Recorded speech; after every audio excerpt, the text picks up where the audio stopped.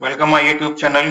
Dear friends, आज हम इस क्लास में द हिंदू में प्रकाशित एक एडिटोरियल को डिस्कस करेंगे जो हमारे प्री और मेंस दोनों के लिए क्या है, इम्पोर्टेंट है। ये जो एडिटोरियल है विज्ञान एवं प्रौद्योगिकी से संबंधित है।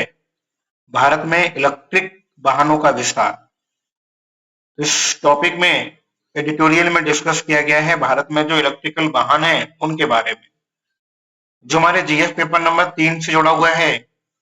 विज्ञान और प्रौद्योगिकी में भारत की उपलब्धियां क्या हैं, संसाधनों का संग्रहण और समावेशी विकास, पर्यावरण प्रदूषण में गिरावट के टॉपिक से संबंधित है। वहीं जीएस पेपर नंबर 2 से भी यह संबंधित है, सरकारी नीतियों और हस्तक्षेप। इस एडिटोरियल को द हिंदू में 28/10/2024 को प्रकाशित किया गया। The private sector hold the keys to India की बस उस पर आधारित। अब इस लेख में किस किस चीज की चर्चा की गई है उसको हम डिस्कस करते हैं। तो लेख में चर्चा की गई पीएम ई ड्राइव योजना सार्वजनिक परिवहन में इलेक्ट्रिकल बसों को बढ़ावा देती है।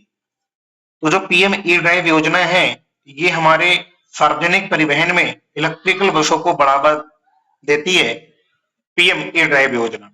लेकिन निजी ऑपरेटर के बहिष्कार से इसकी स्केलेबिलिटी वो सीमित हो सकती है। इस योजना का जो निजी ऑपरेटर है उन्होंने इसका बहिष्कार किया है। ईवी को व्यापक तौर पर अपनाने के लिए वित्त पोषण के विकल्प के साथ साझा चार्जिंग इंफ्रास्ट्रक्चर भी महत्वपूर्ण है। अगर हम चाहते हैं इंडिया में कि ईवी को जो है व्यापक तौर पे लोग अपनाएं तो इसके लिए थोड़ा वित्त पोषण नहीं, इनको थोड़ा सब्सिडी वगैरह जो है उनके विकल्प दिया जाए और साथ ही साथ चार्जिंग इंफ्रास्ट्रक्चर को मजबूत किया जाए कि अगर कहीं ईवी जाती हुई कहीं डाउन हो जाती है इसकी बैटरी तो उसको रिचार्ज भी किया जा सके। तो इस प्रकार का जो है इंफ्रास्ट्रक्चर जो है देना चाहिए। प्रीलिम्स के लिए अगर देखें तो किस प्रकार से ये इंपॉर्टेंट हो सकता है, कौन कौन से टॉपिक जो है कवर करेगा प्रीलिम्स में। PM electric drive revolution in innovative vehicle enhancement, PM drive electrical वाहन ईवी और भारत में हाइब्रिड इलेक्ट्रिकल वाहनों का तेजी से अपनाना और विनिर्माण FAME India battery as a services नवीनीकरण ऊर्जा स्रोत से संबंधित भी होगा। ये ध्वनि प्रदूषण से संबंधित है, electrical mobility promotion scheme 2024, FAME India scheme, make in India, lithium ion cell charging station. कुछ ये टॉपिक जो है प्रीलिम्स के लिए इंपोर्टेंट हैं। अब ये प्रीलिम्स के लिए जरूरी है कि आपको यहीं से मिल जाए। ये जो टॉपिक मैंने डिस्कस किए अभी आपको, इन टॉपिक को आप जो है अलग से पढ़िएगा कि PM electrical drive revolution in innovative vehicle enhancement क्या है, इसको आप अलग से भी देखिएगा। और इलेक्ट्रिकल वाहन ईवी को देखिएगा, भारत में हाइब्रिड इलेक्ट्रिकल वाहनों का तेजी से अपनाना, विनिर्माण फेम इंडिया क्या है, इस फेम इंडिया को भी देखिएगा प्रीलिम्स के लिए। बैटरी एज अ सर्विसेज और नवीनीकरणीय ऊर्जा स्रोत, ध्वनि प्रदूषण, इलेक्ट्रिकल मोबिलिटी प्रमोशन स्कीम क्या है, इसको भी आपको देखना चाहिए। फेम इंडिया स्कीम क्या है, मेक इन इंडिया क्या है, lithium ion cell charging station, ये सारी चीजें जो है प्रीलिम्स के लिए इंपोर्टेंट हो सकती है। क्लियर है यहाँ तक। अब हम डिस्कस करते हैं कि मेंस के लिए किस प्रकार से ये इंपोर्टेंट है। तो भारत में सार्वजनिक परिवहन को समर्थन देने और प्रदूषण को कम करने में ई वाहन का महत्व जो है वो क्या है, ये मेंस के लिए पूछा जा सकता है कि भारत में जो सार्वजनिक परिवहन है उसको समर्थन देने और प्रदूषण को कम करने में इलेक्ट्रिकल वाहन का क्या महत्व है। इस टाइप से क्वेश्चन अभी मैं लास्ट में डिस्कस करूंगा। ये हो जाने के बाद में मैंने डिस्कस है एक क्वेश्चन है, जैसे ये लिखा है, इलेक्ट्रिकल वाहनों को बढ़ावा देने, सार्वजनिक एवं निजी क्षेत्रों में अपनानों को बाधाओं को दूर करने में विभिन्न सरकारी पहलों को प्रभावशीलता का अवलोकन कीजिए। तो ये मेंस में हम डिस्कस करेंगे, लेकिन अभी हम इस पूरे एडिटोरियल को डिस्कस करते हैं। तो कह रहे हैं भारत में जलवायु जो लक्ष्य को प्राप्त करने की दिशा में महत्वपूर्ण कदम उठाते हुए केंद्रीय मंत्रिमंडल ने PM electrical drive revolution in innovative vehicle enhancement, PM E drive योजना को मंजूरी दी है। तो इसका लक्ष्य ये भी है कि जलवायु को जो लक्ष्य को प्राप्त करने के लिए केंद्रीय मंत्रिमंडल ने PM electrical drive revolution in innovative vehicle enhancement, PM E drive योजना को मंजूरी दी। इसमें 9 शहरों में 14,028 इलेक्ट्रिक बसों को खरीदने हेतु सब्सिडी के लिए 4,391 करोड़ रुपए आवंटित किए गए हैं। यह सार्वजनिक परिवहन में इलेक्ट्रिक मोबिलिटी की एक महत्वपूर्ण परिवर्तन को दर्शाता है। बात करें कि वर्तमान में इलेक्ट्रिकल वाहनों की जो तैनाती मुख्य रूप से सार्वजनिक क्षेत्रों की पहलों, विशेष रूप से भारत में हाइब्रिड और इलेक्ट्रिकल वाहनों को तेजी से अपनाने और विनिर्माण फेम इंडिया योजना द्वारा संचालित। पर्याप्त फंडिंग के बावजूद भारत में पंजीकृत 24 लाख बसों में से केवल एक छोटा सा हिस्सा ही जो है इलेक्ट्रिकल है। तो भारत में लगभग 24 लाख जो है बसें पंजीकृत हैं, उसमें से बहुत ही छोटा सा हिस्सा जो है इलेक्ट्रिकल वाहनों का है, जबकि निजी ऑपरेटर का कुल बसों का जो हिस्सा है वो 93% बनाते हैं, लेकिन उनके पास महत्वपूर्ण प्रोत्साहन नहीं है। इलेक्ट्रिकल वाहनों के क्या लाभ हैं, यानी कि इलेक्ट्रिकल व्हीकल्स, इलेक्ट्रिकल वाहनों के क्या क्या लाभ हैं, उन लाभों को हम डिस्कस करते हैं कि क्या लाभ हैं इलेक्ट्रिकल व्हीकल्स के। तो पहला तो ये है कि पर्यावरणीय प्रभाव को देखते हैं। इलेक्ट्रिकल वाहन जो है शून्य टेपलाइन उत्सर्जन उत्पन्न करते हैं, जिससे वे स्वच्छ होते हैं और शहरी वायु गुणवत्ता के लिए लाभकारी होते हैं। वे ग्रीन हाउस गैस उत्सर्जन ये एक मिनट रुकिएगा।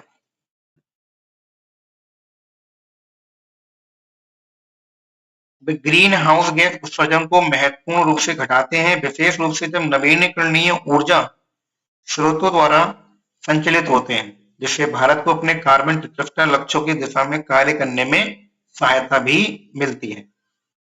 दूसरा है कम परिचालन लागत आती है इलेक्ट्रिकल व्हीकल्स में। तो इलेक्ट्रिकल लंबे वाहन जो है लंबे समय तक चलाने के लिए किफायती होते हैं, तो इन वाहनों को हम लंबे समय तक चला सकते हैं तथा विद्युत की जो लागत जो है आमतौर पर ईंधन लागत से कम होती है। ईवी चार्जिंग के लिए विद्युत दरों में कमी जैसे सरकारी प्रोत्साहन इसे और भी अधिक आर्थिक रूप से लाभकारी बनाते हैं। तीसरी अगर हम पॉइंट की बात करें कि इसमें रखरखाव की जो है कम आवश्यकता होती है। आंतरिक दहन इंजन की तुलना में इलेक्ट्रिकल जो वाहन हैं इनमें चलने वाले हिस्से कम होते हैं। तो अगर हम डीजल या पेट्रोल इंजन की बात करें तो उसमें जो पार्ट्स होते हैं बहुत ज्यादा होते हैं, लेकिन इलेक्ट्रिकल वाहनों में देखते हैं कि पार्ट्स बहुत कम होते हैं, जिसके कारण टूट-फूट कम होती है और परिणाम स्वरूप रखरखाव की लागत भी जो है बहुत कम हो जाती है। वित्तीय प्रोत्साहन और कर लाभ में भी इसका लाभ है। तो सरकार कम पंजीकरण शुल्क, कर लाभ और सब्सिडी जैसे विभिन्न प्रोत्साहन प्रदान करती है, जिससे इलेक्ट्रिकल वाहन अधिक किफायती बनते हैं और व्यापक रूप से अपनाए जाने को प्रोत्साहन मिलता है। पांचवा पॉइंट की बात करें कि बढ़ी हुई दक्षता जो है इसकी, ईवी जो है 60% से विद्युत ऊर्जा को प्रणोदन में बदलने में सक्षम होते हैं, जबकि पारंपरिक दहन इंजन जैसे पेट्रोल और डीजल कारें जो होती है केवल 17% से लेकर 21% तक की ऊर्जा को परिवर्तन कर पाते हैं, जिससे ईवी अधिक ऊर्जा कुशल सिद्ध होते हैं। ध्वनि प्रदूषण में भी कमी आती है इनका यूज करके। तो इलेक्ट्रिकल वाहन शांतिपूर्वक चलते हैं, जैसे भीड़ भाड़ इलाकों में क्षेत्रों में ध्वनि प्रदूषण कम करने, आरामदायक ड्राइविंग में सुधार करने और सार्वजनिक स्वास्थ्य को लाभ पहुंचाने में सहायता मिलती है। सार्वजनिक परिवहन के रूप में इलेक्ट्रिकल वाहन जो अगर हम अपनाते हैं तो उनमें क्या क्या चुनौतियां जो है हमको देखने को मिलती हैं। तो उन चुनौतियों की अगर हम डिस्कस करें कि क्या क्या चुनौतियां हैं जो हमें देखने को मिलती हैं, चुनौतियों को हम डिस्कस करते हैं। पहला तो ये है, यहाँ पर पॉइंट गलत हो गया, लेकिन पॉइंट नंबर 1 है ये कि उच्च प्रारंभिक लागत आती है। इलेक्ट्रिकल बसें अगर हम यूज करें तो इन इलेक्ट्रिकल बसें और अन्य सार्वजनिक परिवहन वाहन डीजल विकल्पों की तुलना में 1.5 यानी कि 1.5 से 2 गुना अधिक महंगे होते हैं।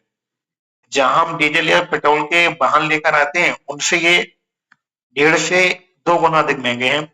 ये वित्तीय बोझ विशेष रूप से छोटे निजी ऑपरेटर को चुनौती देते हैं, इनके पास पर्याप्त धन का अभाव है। यद्यपि इलेक्ट्रिकल इंटरसिटी बसें अपने सेवा काल के दौरान अधिक लाभदायक हो सकती हैं, लेकिन उच्च ब्याज दरें और ऋण लागत उन्हें ऋण अवधि के दौरान वित्तीय रूप से कम व्यवहार्य बनाती है। दूसरा पॉइंट कहते हैं कि सीमित चार्जिंग अवसंरचनाएं देखने को मिलती हैं। अभी भी हम देखते हैं कि ईवी के लिए जो चार्जिंग स्टेशन है वो उतने रूप से नहीं है जितने होने चाहिए।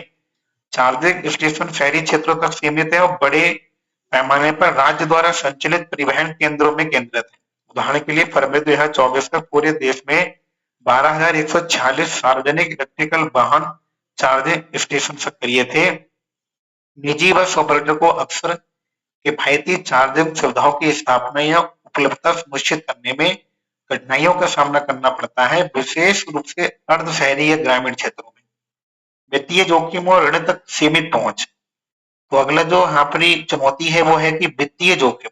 तो इसमें जो वित्तीय जोखिम वो ज्यादा है और ऋण की पहुंच भी जो है कम है। बैंक सीमित पुनर्विक्रय मूल्य और अनिश्चित बैटरी जीवन के कारण ईवी निवेश को उच्च जोखिम वाला मानते हैं, जिसके परिणाम स्वरूप ब्याज दरें जो है उच्च है इसकी और कम ऋण अवधि होती है। ये वित्तीय जोखिम निजी स्पर्धियों को ईवी बाजार में प्रवेश करने से भी रोकता है। बात करें कि बैटरी जीवन और इसका रखरखाव, बैटरी लाइफ कितनी है इसकी, तो बैटरी प्रतिस्थापना लागत जो है अधिक आती है। अगर एक बार आपकी बैटरी खराब हो जाती है, दोबारा से अगर आप बैटरी को चेंज करते हैं तो उसकी लागत जो है वो बहुत अधिक आती है और कई ऑपरेटर समय के साथ इसके खराब होने की चिंता करते हैं। इसके अतिरिक्त एबी प्रौद्योगिकी को विशेष रखरखाव की भी आवश्यकता होती है, क्योंकि ये इलेक्ट्रिकल है जिसमें तकनीकी जानकार और विशेष सेवाओं पर निर्भरता बढ़ती है। ग्रिड स्थिरता और विद्युत आपूर्ति, ईवी को चार्ज करने के लिए ऊर्जा की मांग अधिक है, विशेषकर घनी जनसंख्या वाले क्षेत्रों में। जिन क्षेत्रों में विद्युत कटौती अक्सर होती है, वहां ग्रिड स्थिरता चिंता का विषय बनी रहती है, क्योंकि कहीं लाइट कम आती है और कहीं कहीं तो कई घंटों के लिए लाइट काट दी जाती है, जिससे ईवी जो है बुनियादी ढांचे की विसंगतियों पर प्रभाव पड़ता है। देखिए कुशल कार्यबल का अभाव क्या है, तो यहाँ पर जो कार्य करने वाले हैं वो ज्यादा कुशल नहीं मिलते हैं इलेक्ट्रिकल में। तो इलेक्ट्रिकल वाहनों के रखरखाव और मरम्मत के लिए विशिष्ट कौशल की आवश्यकता होती है और प्रशिक्षित कर्मियों की कमी सार्वजनिक परिवहन में इलेक्ट्रिक वाहनों को परिचालन दक्षता तथा दीर्घायु को प्रभावित करती है। निजी क्षेत्र का बहिष्कार की बात करें तो सार्वजनिक क्षेत्र में फेम इंडिया योजना के तहत सब्सिडी द्वारा समर्थित इलेक्ट्रिकल बस तैनाती को आगे बढ़ाया गया, जिसने फेम 2015-19 के तहत 425 बसों और फेम सेकंड के तहत 2019 और 24 के तहत 7120 बसों को वित्त पोषित किया है। हालांकि भारत में पंजीकृत बसों में सार्वजनिक परिवहन बसों की हिस्सेदारी केवल 7% है, जबकि निजी जो बसें हैं इनकी हिस्सेदारी 93% है। प्रमुख राष्ट्रीय योजनाओं में शामिल ही नहीं की गई है। सीमित वित्त पोषण, उच्च जोखिम और कम पुनः विक्रय मूल्य के कारण निजी क्षेत्रों में इलेक्ट्रिक बसों को अपनाना जटिल हो जाता है। बात करते हैं कि इलेक्ट्रिकल वाहनों को देने के लिए सरकार की क्या पहल है।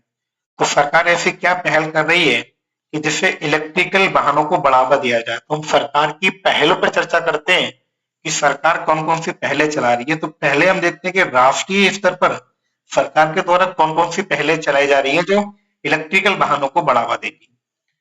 पहला है electric mobility promotion scheme 2024 EMPS, ये प्री के लिए भी इंपोर्टेंट हो सकती है, तो इनको आप ध्यान रखिएगा कि किसकी में electric mobility promotion scheme 2024 EMPS। Electric mobility promotion scheme 2024 का परिव्यय 778 करोड़ रुपए है और ये 1 अप्रैल 2024 से 30 सितंबर 2024 तक प्रभावी रहेगी। यह योजना इलेक्ट्रिकल दोपहिया और तिपहिया वाहनों में यानी कि 2 व्हीलर और 3 व्हीलर E-2W का मीन्स हो गया इलेक्ट्रिकल 2 व्हीलर, इलेक्ट्रिक 3 व्हीलर वाहनों के खरीदारों को प्रोत्साहन करती है। भारत में हाइब्रिड एवं इलेक्ट्रिकल वाहनों को तेजी से अपनाना और विनिर्माण फेम इंडिया योजना, तो एक योजना और यहाँ पर हम देख सकते हैं कि भारत में हाइब्रिड एवं इलेक्ट्रिक वाहनों को तेजी से अपनाना है और विनिर्माण फेम इंडिया योजना क्या है, भारत में इलेक्ट्रिकल और हाइब्रिड वाहनों को अपनाने को बढ़ावा देने के लिए 2015 में फेम इंडिया योजना जो है शुरू की गई थी। चरण 1 की बात करें, चरण 2 है इसमें, दोनों की बात करेंगे। 2015 और 2019 तक का व्यय जो है चरण 1 फेज 1 में का परिव्यय 895 करोड़ था। इसमें लगभग 2.8 करोड़ लाख इलेक्ट्रिक और हाइब्रिड वाहनों का समर्थन किया गया। 425 इलेक्ट्रिक और हाइब्रिड बसें तैनात की गई और 420 जो है चार्जिंग स्टेशनों को स्वीकृत किया गया। फेज 2 की बात करें तो 2019 से 24 तक का है के लिए कुल बजटीय सहायता 11,500 करोड़ रुपए है और इसका ध्यान जो है सार्वजनिक और साझा परिवहन के लिए विद्युतीकरण पर केंद्रित है। लक्ष्यों में 7,262 इलेक्ट्रिकल बसें हैं, 1,55,536 इलेक्ट्रिक तिपहिया वाहन, 30,461 इलेक्ट्रिक यात्री कारें हैं और 1,55,225 इलेक्ट्रिक दोपहिया वाहन जो है इसमें शामिल है।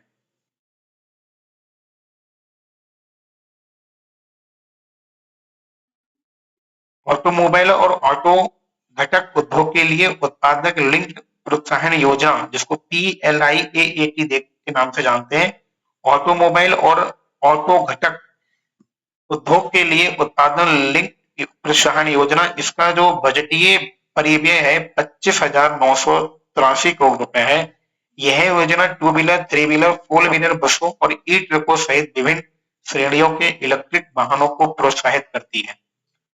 उन्नत रसायन सेल के लिए उत्पादन से जुड़ी प्रोत्साहन योजना कि भाई उन्नत किस्म की जो बैटरी बनाई जाए, इसका परिव्यय है 18,100 करोड़ रुपए है। इस योजना का उद्देश्य भारत में उन्नत बैटरी प्रौद्योगिकियों के विनिर्माण को बढ़ावा देना है।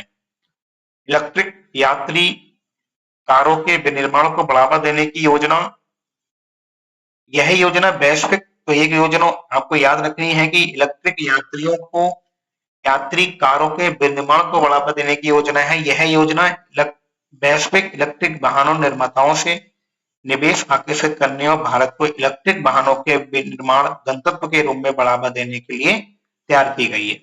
चार्जिंग अवसंरचना के लिए सहायता की अगर हम बात करें कि भारी उद्योग मंत्रालय ने 7,432 इलेक्ट्रिक वाहन सार्वजनिक चार्जिंग स्टेशन स्थापित करने के लिए पूंजीगत सब्सिडी के रूप में 800 करोड़ रुपए जो है मंजूर किए गए हैं। अब तक 560 करोड़ रुपए जारी किए जा चुके हैं तथा 980 सार्वजनिक फास्ट चार्जिंग स्टेशनों की स्थापना या उन्नयन के लिए अतिरिक्त 73.50 करोड़ रुपए मंजूर किए गए हैं। श्रेणीबद्ध विनिर्माण कार्यक्रम पीएम की देखें तो यह श्रेणीबद्ध शुल्क संरचना के माध्यम से ईवी घटकों के स्थानीय विनिर्माण को बढ़ावा देता है, स्वदेशी उत्पादन को बढ़ावा देता है और आयात निर्भरता को भी कम करता है। राष्ट्रीय इलेक्ट्रिक मोबिलिटी मिशन योजना NEMPP, इसका जो उद्देश्य है देश में हाइब्रिड और इलेक्ट्रिकल वाहनों को बढ़ावा देकर राष्ट्रीय ईंधन सुरक्षा हासिल करना और वर्ष 2023 और तक 950 मिलियन लीटर ईंधन की बचत करना है। परिवर्तनकारी गतिशीलता और बैटरी भंडार पर राष्ट्रीय मिशन चलाया जा रहा है। इसका उद्देश्य जो है राष्ट्रीय उत्पादन के स्थानीयकरण को प्रोत्साहित करके और समय के साथ ईवी की लागत को कम करके ईवी क्षेत्र में मेक इन इंडिया को बढ़ावा देना है। बैटरी स्वैपिंग नीति क्या है? सरकार ने चार्जिंग समय को कम करने और इलेक्ट्रिकल वाहन की दक्षता में सुधार करने के लिए बैटरी स्वैपिंग नीति शुरू की, जिसके उपयोगकर्ता को चार्ज की गई बैटरियों के लिए समाप्त बैटरियों को बदलने की अनुमति मिल सके। फरवरी 2023 में जारी की जाने वाली यह नीति दोपहिया तिपहिया वाहनों के लिए बैटरी के आकार को मानकीकृत करने पर केंद्रित है कि सभी दोपहिया तीन पहियों की बैटरी जो है सेम प्रकार की होनी चाहिए और इसमें सुरक्षा प्रोटोकॉल, पहचान कोड, रिसाइकलिंग प्रक्रिया तथा संभावित सब्सिडी भी क्या है शामिल। कुछ अन्य सरकारी पहले भी चलाई जा रही हैं ईवी के लिए। तो वर्ष 2023-24 के केंद्रीय बजट में सरकार ने इलेक्ट्रिकल वाहन बैटरी के लिए लिथियम आयन सेल के निर्माण हेतु आवश्यक मशीनरी उपकरणों के आयात के लिए सीमा शुल्क जो है उसमें छूट जो है बढ़ा दी है। वाणिज्यिक और निजी दोनों बैटरी चालित वाहन ग्रीन लाइसेंस प्लेट के लिए पात्र हैं और उन्हें परमिट आवश्यकताओं से छूट दी गई है। इलेक्ट्रिक वाहनों पर वस्तु एवं सेवा कर जीएसटी को 12% से घटाकर 5% कर दिया गया है।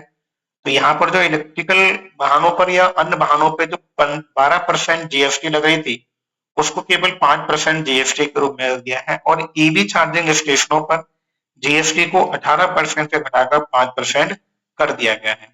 इसके अतिरिक्त इलेक्ट्रिकल वाहनों की प्रारंभिक लागत कम करने के लिए सड़क कर जो है छूट लागू कर दी गई है। राज्य स्तरीय पहल भी चालू की गई है ईवी के लिए, इलेक्ट्रिकल व्हीकल्स के लिए।